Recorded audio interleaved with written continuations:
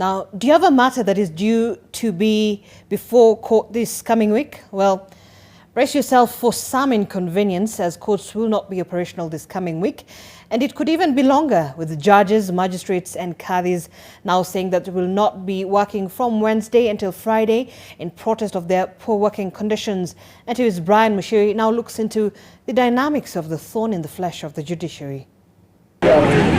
Thursday, 13th of June at the Makadara Law Courts, a courtroom or a hall of justice turned into a hall of horror.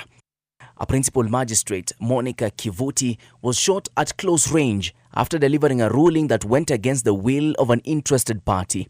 She is now deceased. Apologize for keeping you. Different players in the judiciary ecosystem are up in arms over what they claim to be neglect of the security, transport and welfare of the judicial officers and the natural consequence of threat to justice.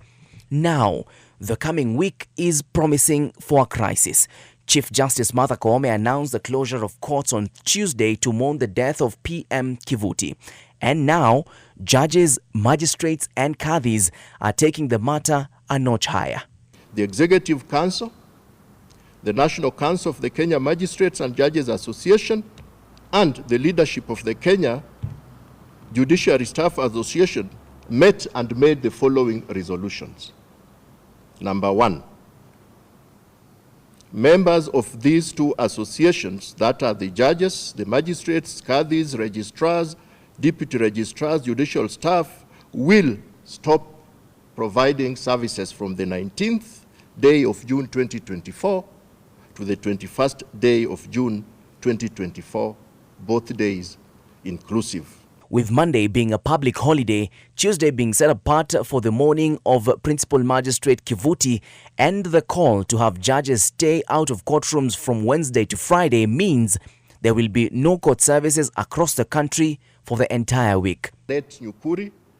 The Kenya Magistrates and Judges Association KMJA, the Kenya Judges Welfare Association and the Kenya Judiciary Staff Association KJSA say that had their grievances been taken into account, the numerous cases of attacks against judicial officers would not have been happening.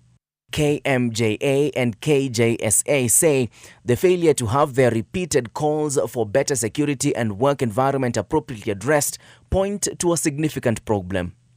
It needs no gainsaying that the organs of government, which should be facilitating the judiciary to ensure a safe and secure work space, have failed. Magistrates handle highly volatile and critical cases, including robbery with violence, terrorism, or even election disputes. This leaves the magistrates especially exposed, as they do not have personal security assigned to them. Judges, magistrates, qadis, and all other staff have time without number been stalked, spied on, accosted by suspicious persons.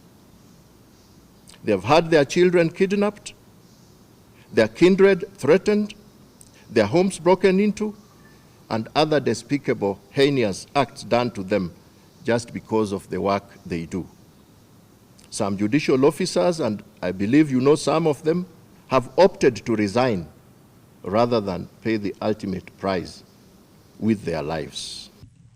According to the judiciary, there are 618 staff in the rank of magistrates, collectively known as judicial officers.